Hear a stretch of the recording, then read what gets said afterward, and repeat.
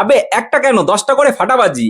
Happy Deepavali. কুকুর বেড়াল গরু ছাগল এদের উপর বাজি না ফাটিয়ে নিচের বাপ্পা ঠাকুরদার শুধুমাত্র দীপাবলিতে কয়েকটা বাজি ফাটানো নিয়ে কিছু বুদ্ধিজীবী, সে অ্যাক্টার্স হোক বা কোনো বালচুল, তাদের বড় চিন্তা বায়ুমণ্ডলের ভীষণ বড় ক্ষতি হয়ে যাবে, বায়ু দূষণ শব্দ দূষণ ইত্যাদি ব্যাপার নিয়ে ত্রাহি ত্রাহি করবে। কিন্তু বিগত 3 বছর ধরে গাজার সাথে ইসরায়েলের যুদ্ধে হাজারো লাখো বোমা ব্যবহার করা হচ্ছে। ওদের কথা বাদ দাও, কদিন আগে ভারত পাকিস্তানের উপর বোমা ফাটিয়ে তাদের মা মাসি এক করে দিয়েছে। ওতে করে কিছু সেকুমাকুর বড্ড লেগেছে, তাতে করে ওজোন স্তরে কতগুলো ফুটো হয়েছে, আর সেই ফুটো দিয়ে কতগুলো বুদ্ধিজীবী উপরে গেছে সেটা আমাকে বোঝাও। আর রইল বাকি ইংরেজদের 1 জানুয়ারি, সেদিন নিজেদের গাড়ে রকেটবাজি ভরে উপরে গিয়ে ফাটবে আর বলবে হ্যাপি নিউ ইয়ার। সেদিন কোনো রকম কোনো শব্দ দূষণ বায়ু দূষণ বা ওজোন স্তরে ক্ষতি হবে না।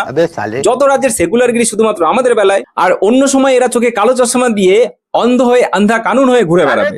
সাইন্টিফিক ব্যাখ্যা অনুযায়ী ওজোন স্তরে ধ্বংসের প্রধান কারণ হলো ক্লোরোফ্লুরোকার্বন বা CFCs এবং হ্যালোনের মতো ওজন ক্ষয়কারী পদার্থ ODS। এগুলো refrigerator, air condition, spray, aerosol এবং ফোম উৎপাদনে ব্যবহৃত করা হয়।